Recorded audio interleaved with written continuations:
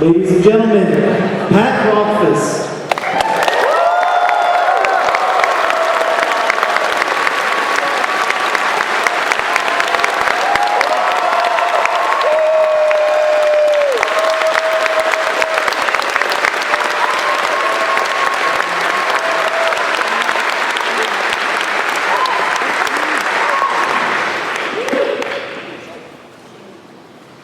Can we bring those down just a little bit?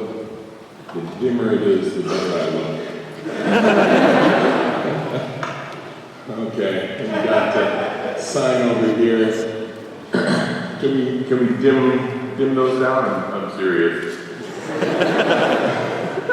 Partly because all of you are so pretty, and it's hard for me to see you in the glare of those headlights. Thank you so much for coming.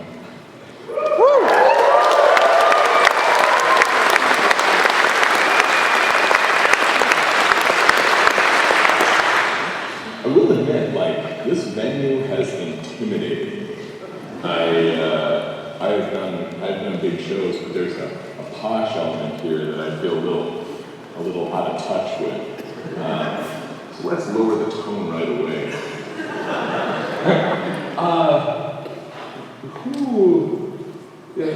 I need to get a feel for the audience here. Who has never read any of my stuff?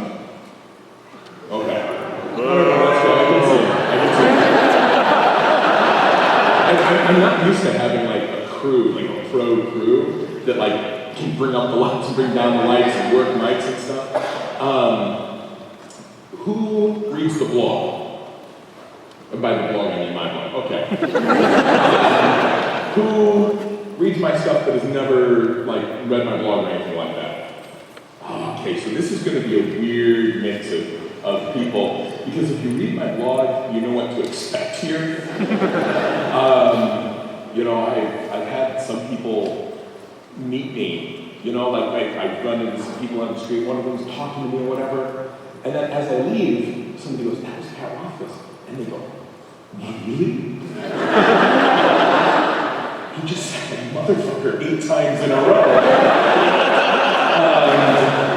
So yeah, if you were expecting something kind of dignified, this is not your show. I'll probably do a little bit of Q&A. I'm not going to read a big chunk out of my books, because unless you happen to be Neil Gaiman or David Sedaris, then reading a full chapter out of your novel is really hard to make engaging. And I am unfortunately not Neil Gaiman. So I brought the book yet. My car level going to reach 9,000. It's going to evolve into Neil Gaiman. The author is like a Pokemon. Trying to breed.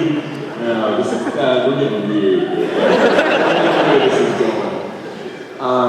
So I brought a bunch of shorter stuff, little bite-sized things. I wrote a humor column for about 10 years. Well, actually, it started as an advice column. And then I realized that it was much better writing if I just made fun of the people that wrote in. Because, if you write in asking for advice, and I give you advice, you might be interested, but probably not if it's good advice, because nobody likes good advice. And there's a few of you out there that get kind of this voyeuristic joy in reading about other people's problems, and the rest of you could seriously give a fuck. But if you write in, and then I make fun of you, everybody has a good time, except for you. But still, statistically, it's much better writing. So I wrote those for about 10 years, and they kind of made for nice bite-sized pieces. I gave advice on important topics such as, why does my boyfriend not call me? Which is better, faster, slow zombies?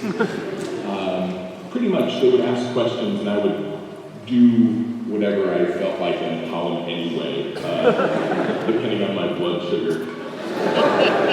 Which you'll soon discover that's how I also You will feel free to ask any question you like, and I will tell a story that may or may not be tangentially related to the subject. Let's just get all of the ground rules out here at the very beginning. Also, I'd like to pitch something to you, because if we're going to do Q&A, we only have about an hour here. And we could waste a chunk of that doing what I consider first date questions.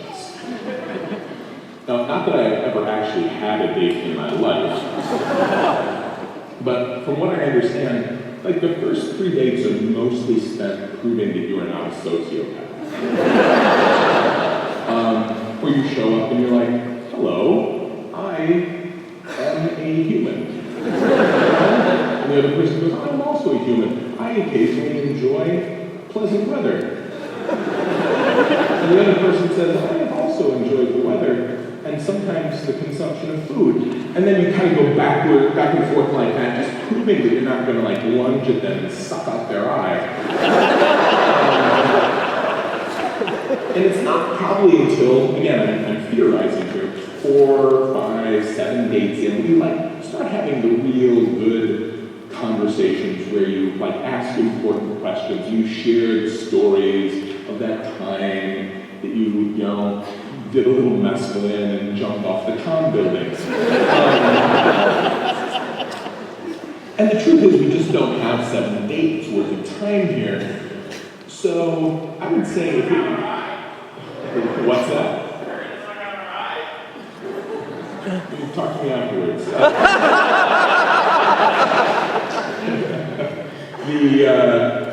What we really need is the excuse to maybe jump up into the interesting stuff, because the first date Q&A questions tend to be stuff like, where do you get your ideas?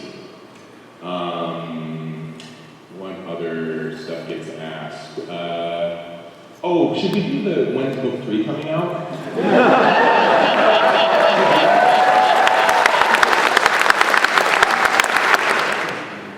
Whenever I fucking feel like it.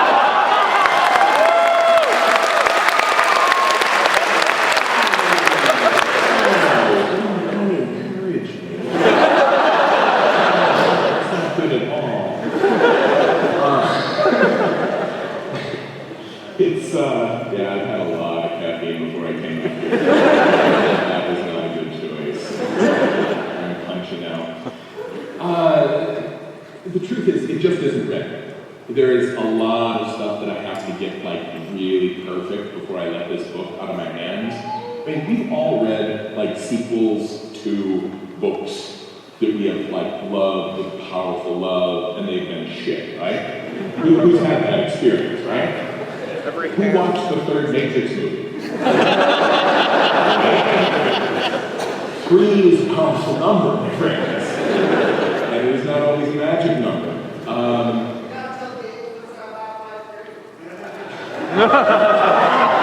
Whoever played Daikatana, right? There's a whole joke.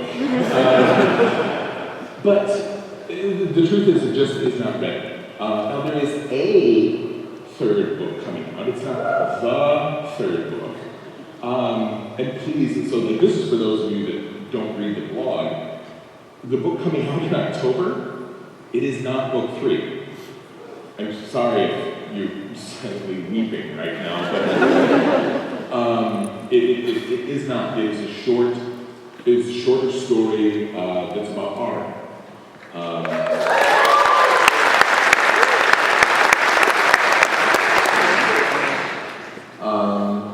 You know, and here's the thing, I wish I could give you book 3 right now. I wish I could magically manifest it, have it be perfect and beautiful, and cap this story in the way that I want it to.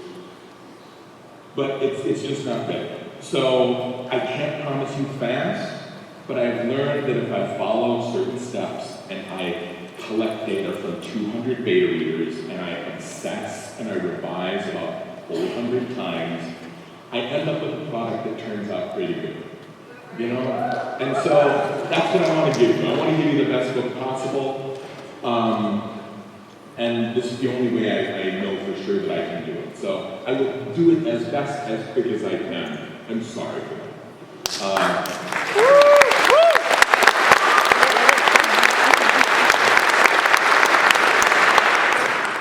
if you can't handle it, you can kind of go fuck yourself. That's kind of the brusque way of putting that, but honestly, that's what it comes down to. And honestly, if you don't care about this art, don't buy it. You know, you don't want to read this short story, don't buy it. I get tweets from people saying, where's the third book? Oh, there's fucking Ari thing. I'm like, great, please don't buy the book. Please. There are many other good books waiting for readers that are not my book. Fuck yourself, fuck yourself, fuck yourself. Man, and they're videoing this, right? Hello. Hello, my PR team at Penguin. Hello, my lovely editor, Betsy. This is off the record, of course. So, save me from my, oh, there's a quote. Sorry, I did not scan the audience like I know how to do. Bad person. Actually, I think the kid is leaving the mom out here. The kid was okay with it. The mom's the sensitive one. Save me from myself. Let's do some questions. Here's the other thing that I like to do. Feel free to jump up into the 7th date questions. I had somebody once say, so are you in therapy? Led to a great discussion. You know, that's a great question. My hat's off to you. Also, here's the other thing. We only do have the hour, so try to make them popcorny questions. If you ask me a question that is 150 words long, and you had to write down ahead of time, and it contains 8 sub-questions within it, that the time for that is not here and now. Think popcorn, and feel free to ask anything your heart desires. Yes. You become a beta reader by being my friend about 15 years ago.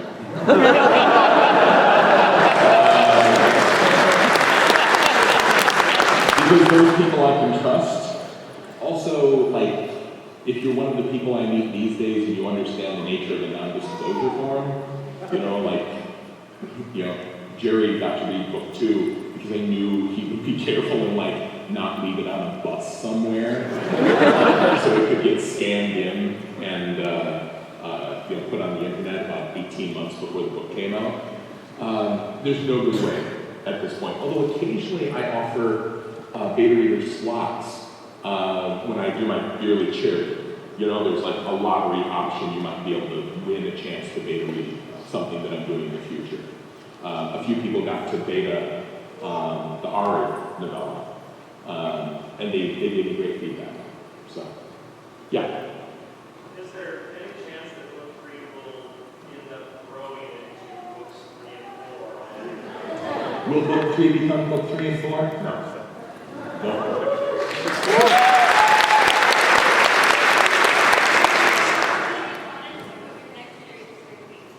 I put a lot of thought into what my next thing will be. Oh, you are also included.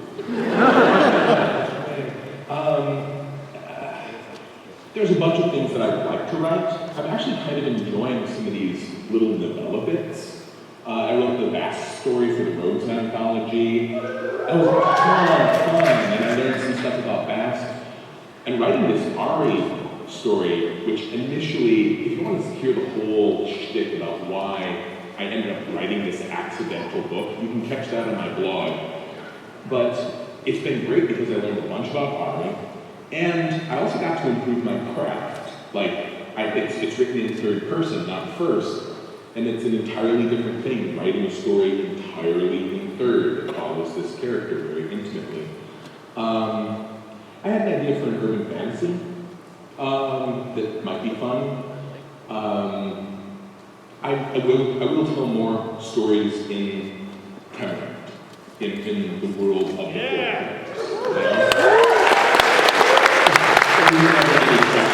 That's absolutely going to happen. Do I know what those stories are? Yeah, I really do know what those stories are. Let's go. One question. I do DM. You do mean Dungeon Master, right? Just making sure. Okay? I once took out a personal lab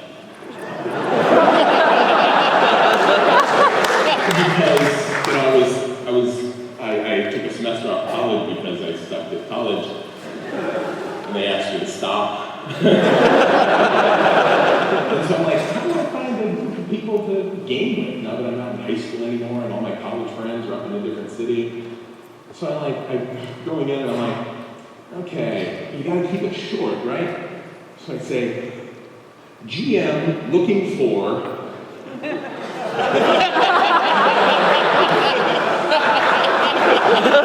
interested players.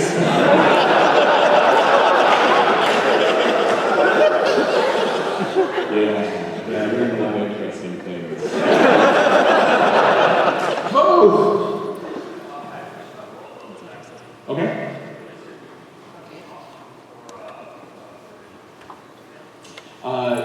We will always be offering auctions for revisions, like prose, reading manuscripts, and giving you feedback. We'll do that. I don't know if we'll always do them as auctions, because that kind of rubs me the wrong way. Because that's sort of like, if you have the most money, you can play. I hope to be able to introduce some sort of mechanism that if you're an aspiring writer and you've got $20, you could throw that into the hat and have a shot at getting, a pro to read your manuscript. I'd like to do that too. But it will require some back-end machination to make, that work with the donations and everything. So one more question, yes. Yep. Any discussion about the movie or TV show or anything like that? We have, what's the proper term? It is in development, which means everything and nothing, right?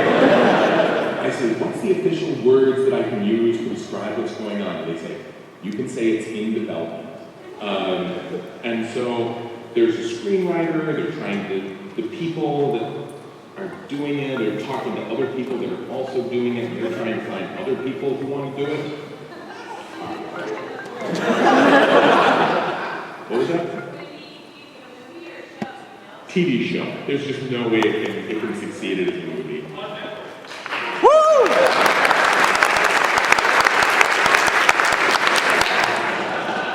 I should warn you that I was a teacher for a while too, and I did not see a hand for that question.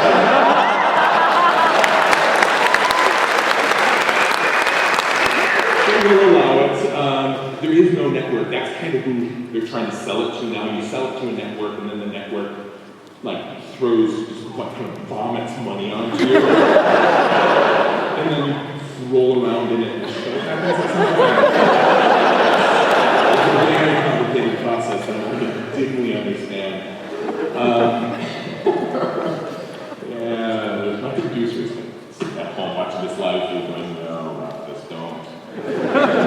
Never help us with this again. So, I think we're going to do a little story time.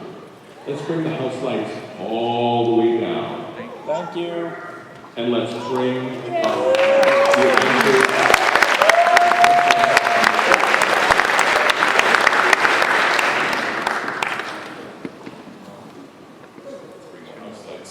House lights down even more. I want it dark in here. Darker. It's probably a fire code issue that I can't violate right now. Probably get better. I'm serious, I want to creep you. Let's black it out. Better. I still want, get rid of these. These big ones right on me. Yeah. And now these.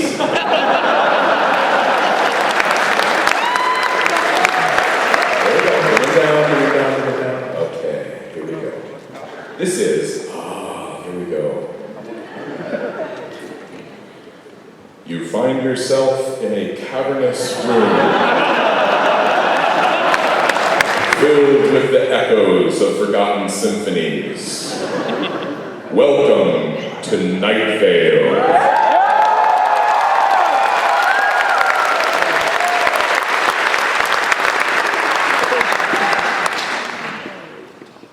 This is a story that I wrote that a lot of people don't know about. It's called The Adventures of the Princess and Mr. Whipple. It's still called The Adventures. Once upon a time, there was a princess who lived in a marzipan castle. Can you guys in the front see?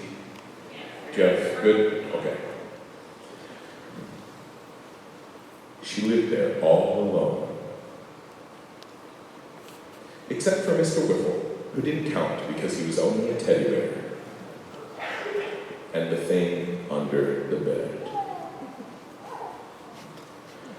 Mr. Whipple was the princess's best friend. They spent all their time together and had many fabulous adventures. I just heard a kid. This is not a children's book. Yeah, we're gonna pause for a moment so I can share another story with you. No. I'm just gonna say, this is not a kid's book. There's make your own good choices, parents. Okay? Fair warning. Caveat emptor. What the fuck? They found buried treasure by the old stump. They defeated the Black Duke's rebellion at the Battle of Bainbridge. Victory came at a great price. The princess was sore wounded, and Sir Whipple was forced to take terrible revenge. They fought Greenbeard the pirate and defeated him. Though in the heat of battle, Mr. Whipple was nearly drowned and was only saved due to the princess's quick thinking. But when her daytime adventures were over, the princess always returned to her marzipan castle. After she had dinner and washed her face, she and Mr. Whipple went to bed. But they were not alone. The princess had never seen the thing under the bed because it didn't like the lights. During the daytime, when the bright sun was out, it hid in the deep shadows under the bed. That's why the princess always kept a candle burning. Oh, it even hid at night when the lamps were lit. That's why the princess always kept a candle burning.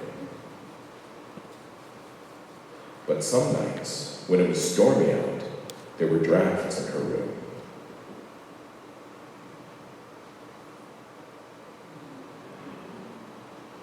And then the thing didn't need to hide anymore. The princess had never seen the thing, but she knew what it was like. It had great wide eyes that could see in the dark, and a great wide mouth for tasting things. It had thin, flat lips and a wide, flat tongue. Its skin was greenish, grayish, brownish. The princess thought that it was prickly like a nettle, or scaly like a fish, or slimy like a frog, but it was actually soft like velvet, so the thing never made any noise at all when it moved. The princess knew that it had great big hands with great long fingers, and its long, long arms had an extra elbow, so it could reach out from under the bed, reach up, then bend to reach the top of the bed, and tickle the princess silly.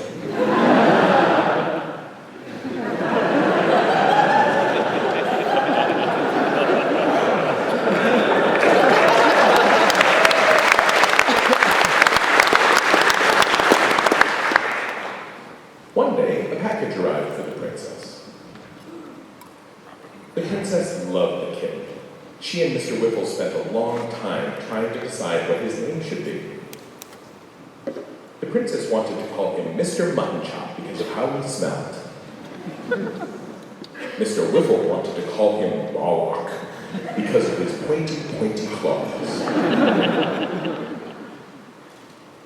They compromised by calling him MM, or Emmy for short.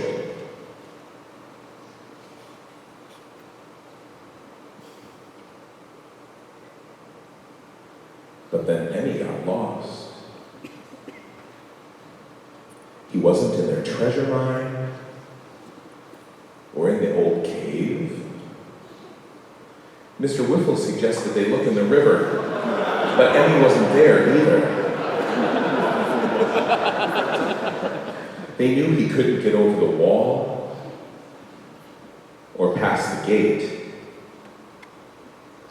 They looked everywhere, but they still hadn't found Emmy by dinner time. Oh. That night, the princess couldn't sleep. Thinking about her lost kitten made her tummy hurt. Even worse, her candle was short, and the night was long, and her tummy hurt. Then the princess heard a noise from under the bed. She knew it couldn't be the thing because it never made any noise, except sometimes for a soft, velvety rustle. The noise sounded familiar to the princess. It was like the sound an animal would make if it wanted to cry out, but it was muffled and quiet. Then the noise stopped, and the princess heard a soft, velvety sound, like something was reaching and bending, reaching and bending. Then something wet and warm fell on her face. Drip, drip, drip. Then Mother Moon came out from behind a cloud, and the princess saw what the thing was holding.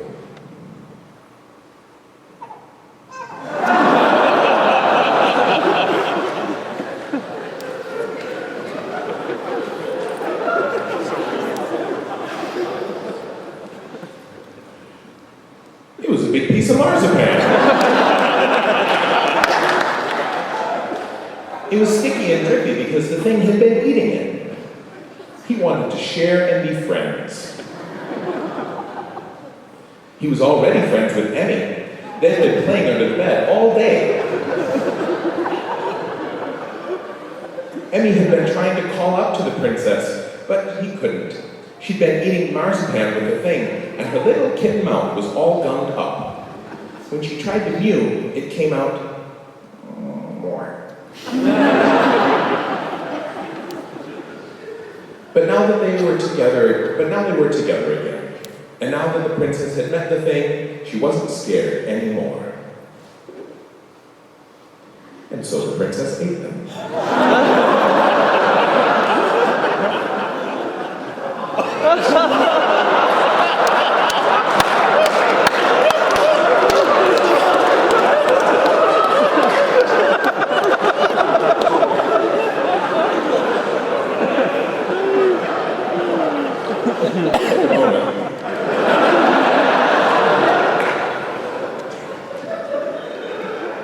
And there was nothing left but sticky bones.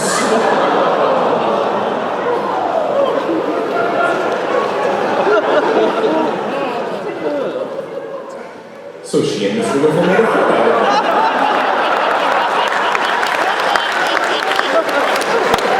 it. And had tea.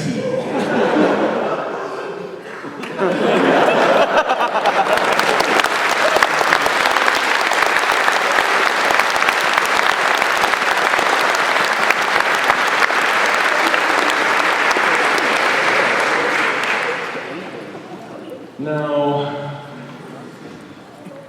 I hope those of you that read my stuff, I'm going to go ahead and leave those down a little bit. This is very intimate, right?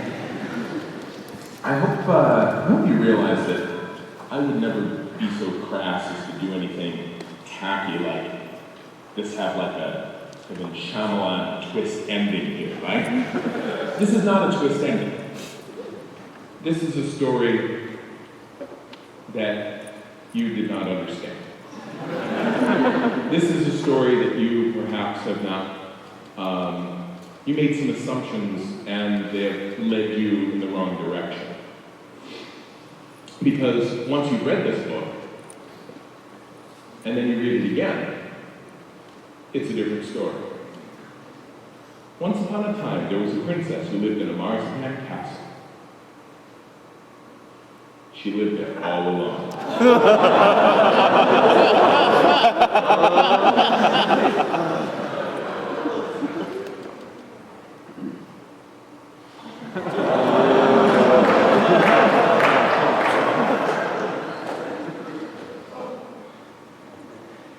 It's really not my fault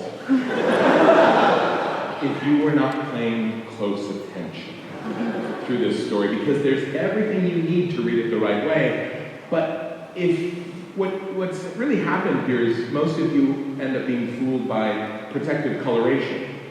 It looks like a kid's story. It has the rhythm of a kid's story. It's got a teddy bear like a kid's story. But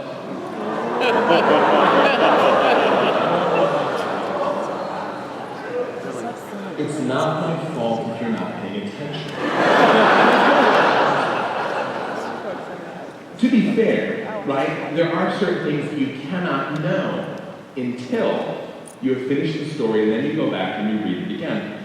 It's the second read, which is the informed read, which leads to an entirely new story. You only get one first read of any book, and it's precious. It's like the first kiss. You only ever get one first kiss. But the second kiss can be pretty good too. You know more, you're more experienced. And so please don't think that I would cheap out on you with a twist ending. She wanted to call him Mr. Mutton Chop because of how he smelled.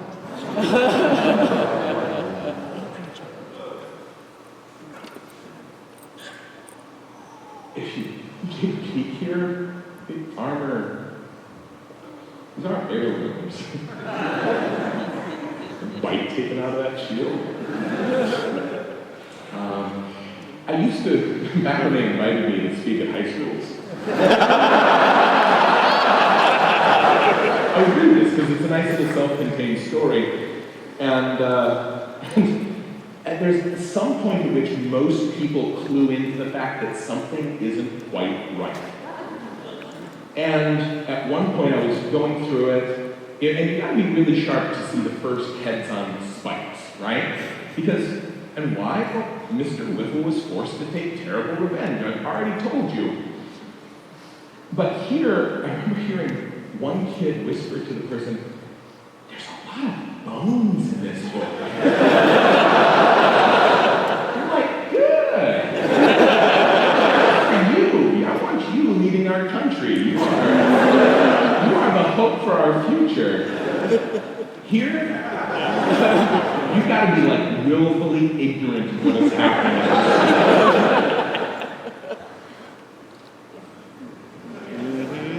This is not a keeping things out wall.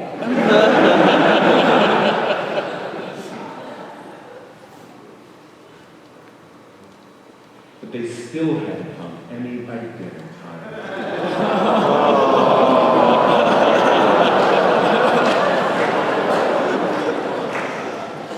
Thinking about the lost kitten made of Tommy. This is never a pet.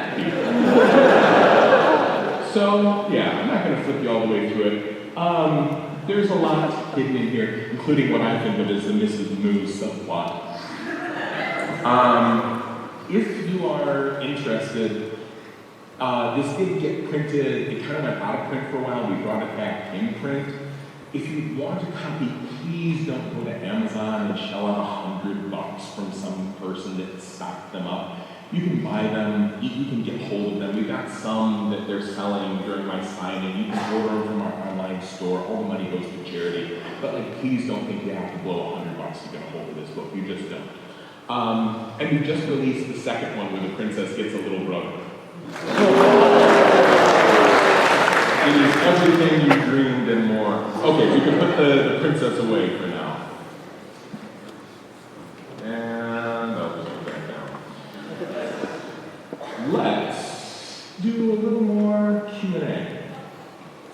You. Yep.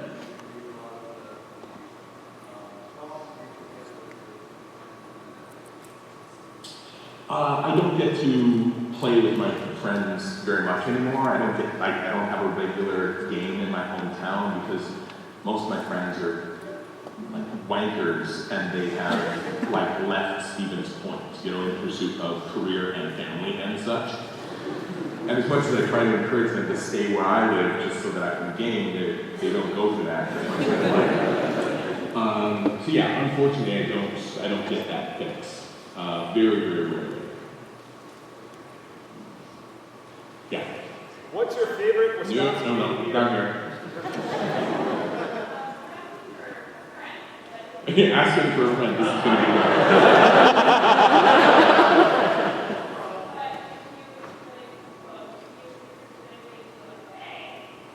I need this a little louder, please.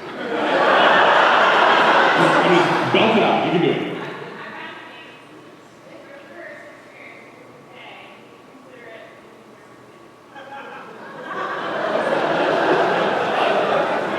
My first experience?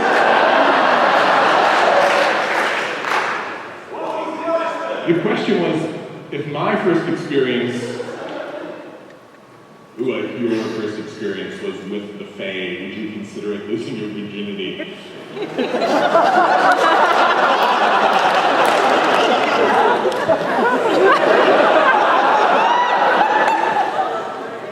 I'm getting like weird Clinton flashbacks. Why did you have sex? I would say yes. Like 100% yes. All the time yes. All sex yes.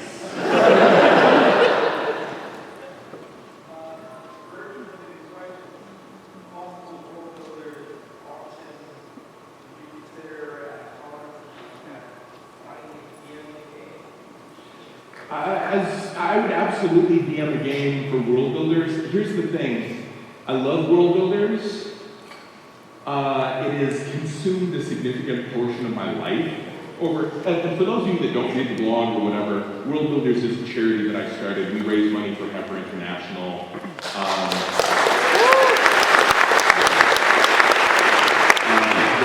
The community has really done some amazing stuff. They've really backed our play. So that at this point, I think we've raised more than $3 million for Heifer International. The problem is, it eats a huge piece of my life. I've hired people to run the charity so that I can get that time back and be a better dad. And one of the things that I used to do is I'll do this for World Builders, I'll auction this for World Builders, I'll do 2 book reviews for World Builders. And I'm really being forced to acknowledge that I need to stop doing so much with World Builders. I need to let the community do more of those things. Just because weeks will go by and I see my kids for an hour a day. And that's not a responsible thing to do. I can't keep living like that. It's not healthy for them and it's not healthy for me. So I would theoretically, but I don't know if I will anytime soon. I just had a new one. He's 7 months old and that's not coming around.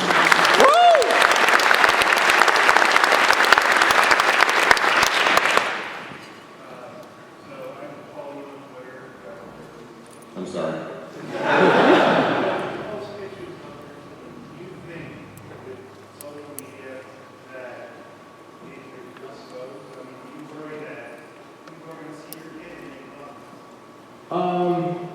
There's a block button for a reason. The question is, on social media, I post pictures of my kids. The one concession that I've made is that I don't use my kids' real names online. My oldest is Oot, as far as you know. And my youngest is Cute, because those are the belly names we had before they were born. And so that's a line I draw.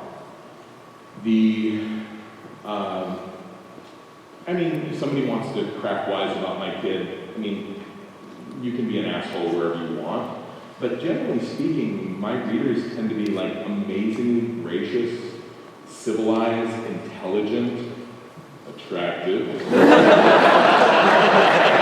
good smelling, and very polite people. I'm endlessly amazed, and I hope this doesn't sound weird. I'm really proud of my readership. Like, you guys find stuff in the books that I never imagined you would find. Like, I knew some of you were pretty smart, but I didn't know so many of you were so smart. And it makes me proud, because when I initially started writing the book, somebody pointed at something on the very first page. They said, you use the words counterpoint and alloy. Use both of these words in the same sentence. You got to acknowledge that there's, people who are into music, and so they know what counterpoint is, and people that know what metallurgy is, so they know what an alloy is. Those are two really disparate disciplines. To have both of those things in the same sentence, you're gonna, lose some people. Right? Some people will not get that. And I'm like, I thought about that, that's a good point. And then I thought, I'm gonna write a book for people who can look the word up in a dictionary.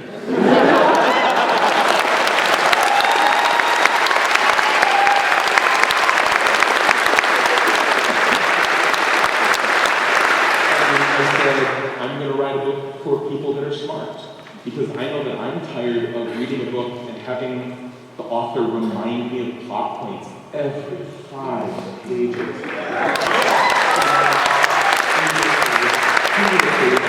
Again and again and again, and I'm like, eventually you grow up and you're like, this person thinks I'm an idiot.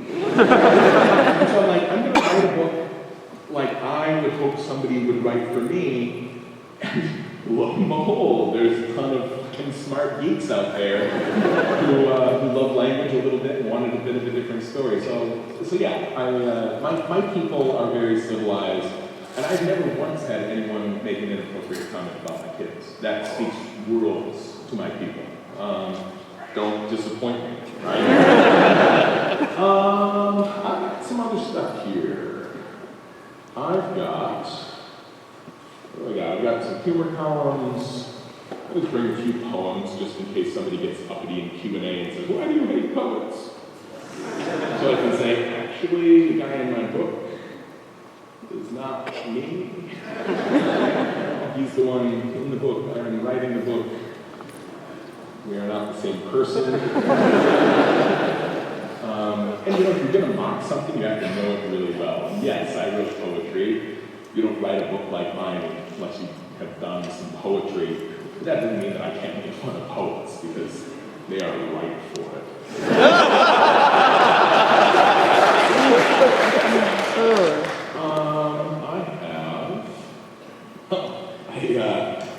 I review books on Goodreads.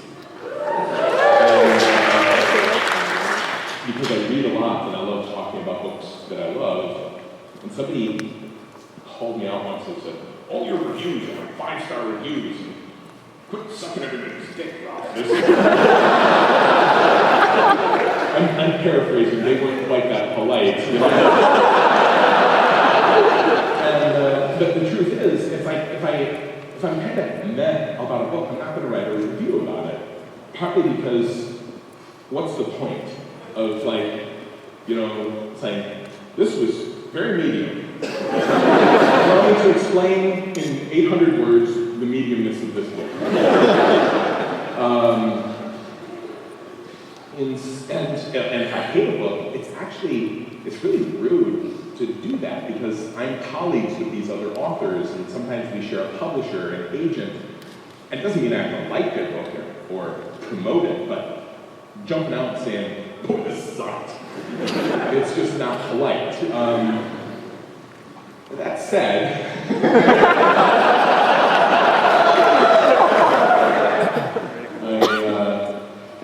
if the author's dead, and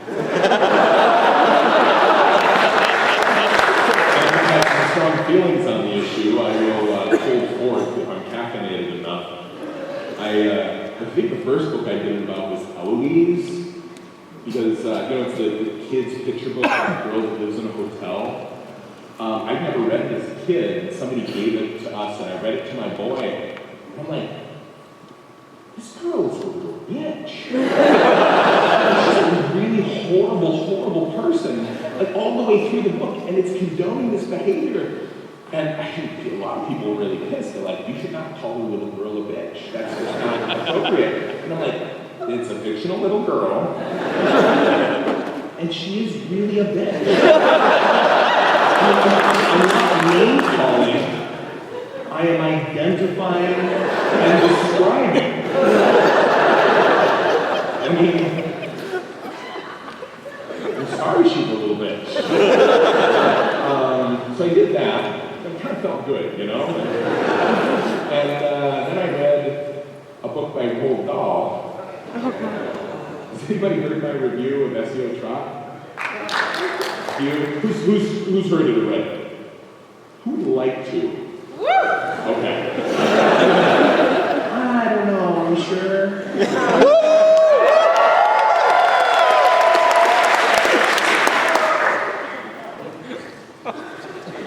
I forgot that I had this in here, actually. I think we've got time for this. Okay, here we go. Fuck this book.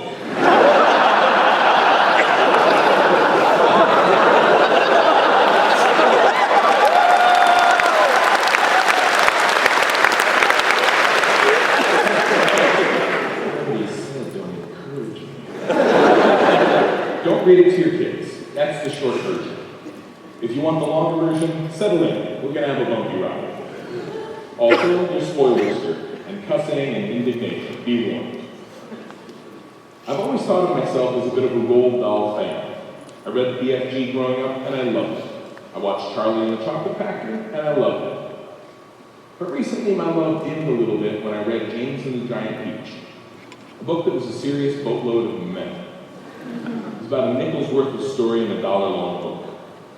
And don't you dare say, oh, it's just a children's book, or kids don't know any better, or you can't hold YA fiction to the standards of... No, stop.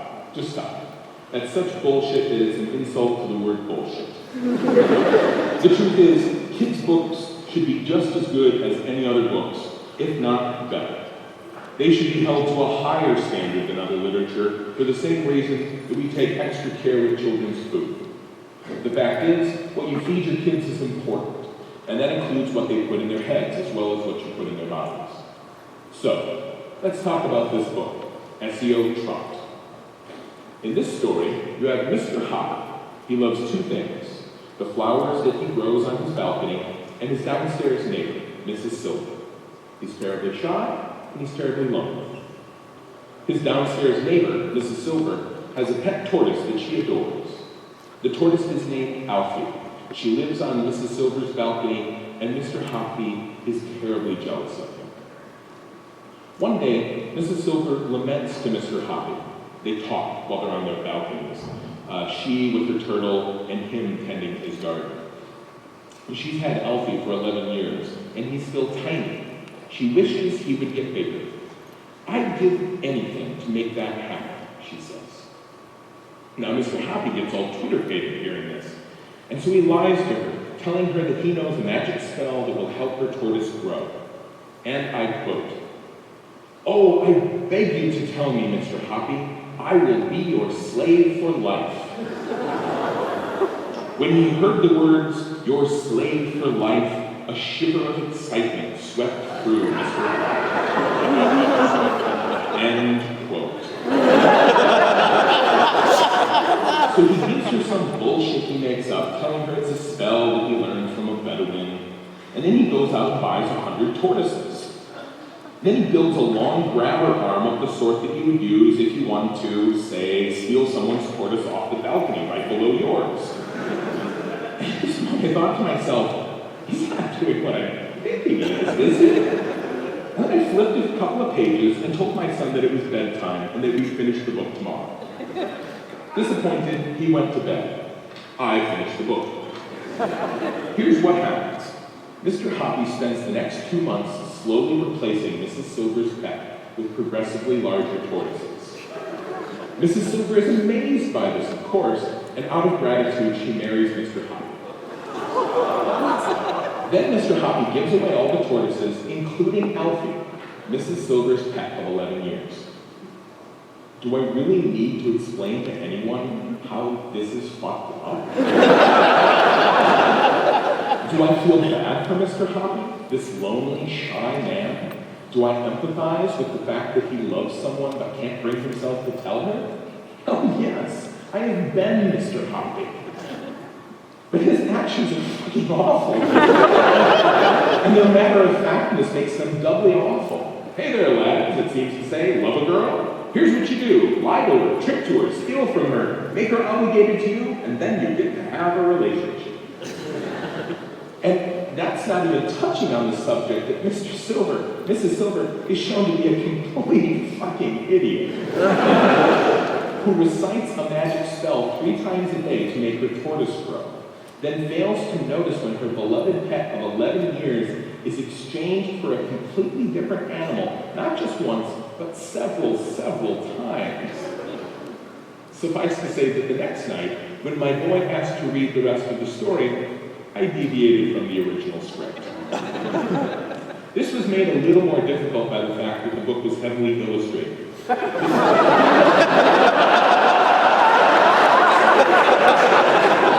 But even so, I was fairly confident I could do better than Roald Dahl's original trick her into marrying you storyline. In my version, in addition to buying a bunch of tortoises and building a tortoise grabber, Mr. Hoppy also goes to the grocery store and buys a bunch of vegetables. Then he spends the rest of the week inventing recipes for tortoises and testing them on his new pets, figuring out which ones are the most delicious to tortoises. Then, every night, he uses his long-armed tortoise grabber to lift Alfie up to his apartment, where he feeds him delicious food. And, as we all know, the more you eat, the bigger you get, right? He discovers that what Alfie likes best is some of the flowers Mr. Hoppy grows on his balcony, the flowers that Mr. Hoppy loves. So Mr. Hoppy uses these flowers from his garden to make his recipes. I described these to my boy in some detail to pad out the story, because I am a fantasy writer after all. Mr. Hoppy feeds Alfie every night, and Alfie grows bigger and bigger and bigger. Finally, Mrs. Silver is overcome with joy and invites Mr. Hoppy down to her apartment to show off her lovely tortoise. She thanks Mr. Hoppy for his magic spell and asks him if he'd like to have tea. Over tea, Mr. Hoppy says, Mrs. Silver, I have a confession to make. Yes, she says. That spell wasn't really magic, he said. I just made it up. Really? Mrs. Silver said. Yes, Mr. Hoppy said. I've been feeding Alfie special recipes every night so he would grow bigger. Oh, Mr. Hoppy, Mrs. Silver said. I already knew that. But I'm so glad you told me yourself. You knew? He said. You silly man, she said. The balcony is right outside 2 feet.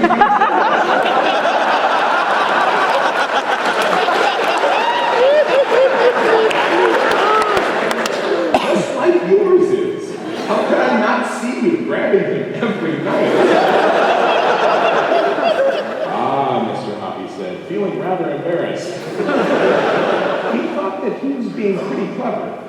You're right, of course. I did. You caught me. But I did it because I love you.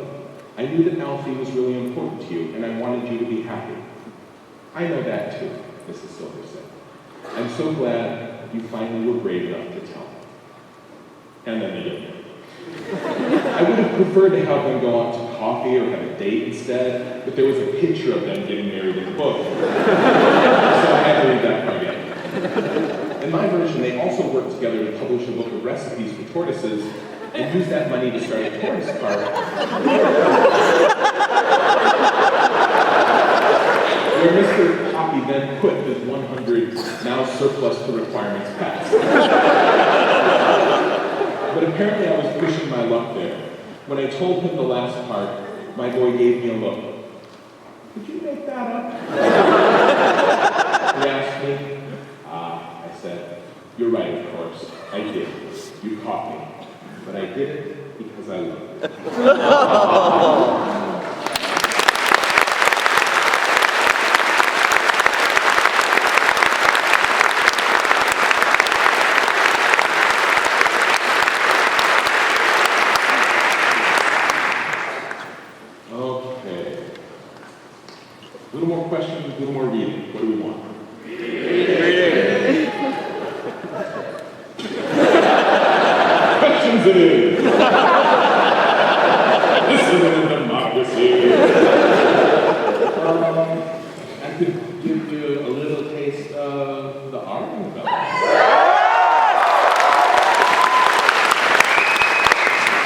Just a little taste, right? Fair warning. You want that? I got poetry instead. Why do you hate poetry? It's you. I learned it from reading you.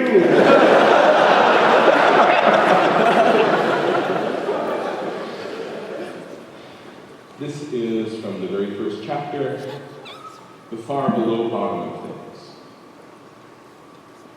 When Ari woke, she knew that she had 7 days. Yes, she was quite sure. He would come for a visit on the 7th day. A long time, long for waiting, but not so long for everything that needed to be done. Not if she were careful, not if she wanted to be ready. Opening her eyes, Ari saw a dim whisper of light, a rare thing, as she was tucked tidily away in the mantle, her privatest of places. It was a white day then, a deep day, a finding day. She smiled, excitement fizzing in her chest. There was just enough light to see the pale shape of her arm as her fingers found the dropper bottle on her bed shelf. She unscrewed it and let a single drip fall onto Foxen's dish. After a moment, he slowly brightened into a faint glowing blue. Moving carefully, Ari pushed back the blanket so it wouldn't touch the floor. She slipped out of bed, the stone floor warm beneath her feet. The basin rested on the table next to her bed. Her basin rested on the table near her bed next to a sliver of her sweetest soap.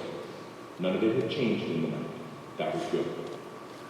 Ari squeezed another drop directly onto Foxen. She hesitated, then grinned and let a third drop fall. No half measures on a finding day. She gathered up her blanket then, folding and folding it up carefully, tucking it under her chin to keep it from brushing against the floor. Foxen's light continued to swell. First the merest flickering, a fleck, a distant star. Then more of him began to iridesce, a firefly's world. Still more his brightness grew till he was all over tremulant with shine. Then he sat proudly in his dish, looking like a blue-green ember slightly larger than a coin.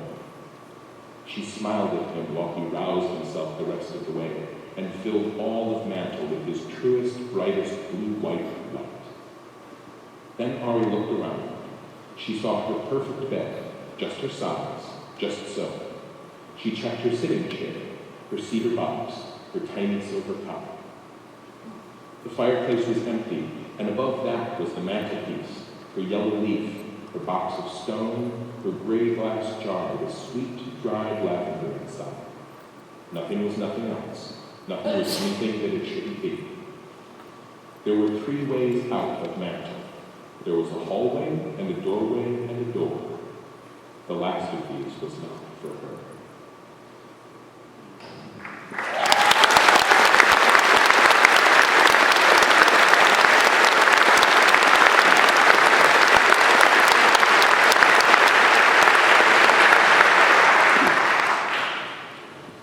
Just a few more minutes. I could probably do a few questions or maybe one last thing.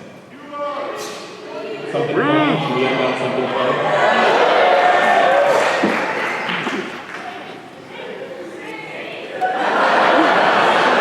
What is it?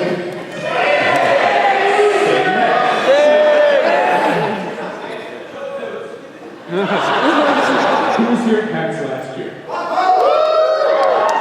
Did we sing together at PAX last year?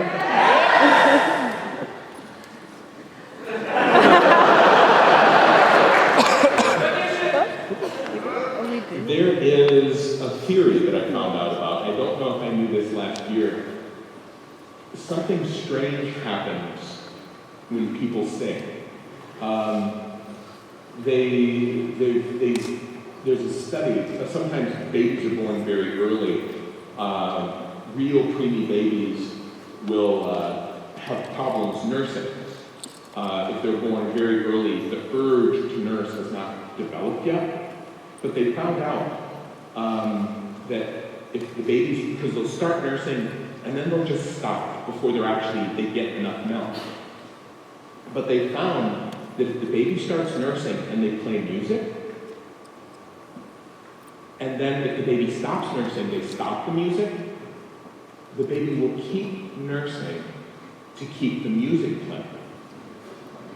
Now, what does this mean? This means that the desire for music is somehow wired into us more deeply than our desire to eat and survive. Music is a weird thing. It is like, it goes deep, deep into us. One of the theories is that we used to be arboreal creatures. We used to be up in the trees. And generally speaking, if you're up in the trees, you're safe from predators. Monkeys and birds. I mean, birds are always chirping around. Things on the ground, you can catch them and eat them. So the theory is we moved down from the trees, but when we were in the trees, we could sing, we could talk, we could call out to each other and communicate this way. And then we came down from the trees, and then we had to evolve and learn to shut the fuck up. Or we would get et. But still inside, like deeper back than this monkey memory we have this desire to make this noise. And when you do it, who's bashful about singing in front of other people?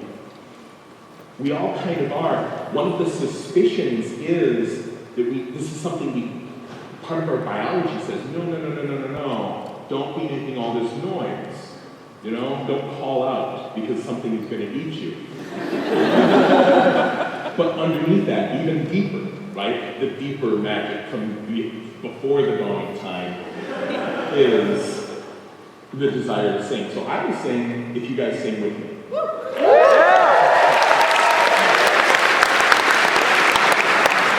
I did not plan it. But I'll probably go with You Are My Sunshine, because everybody knows the words to that. Okay?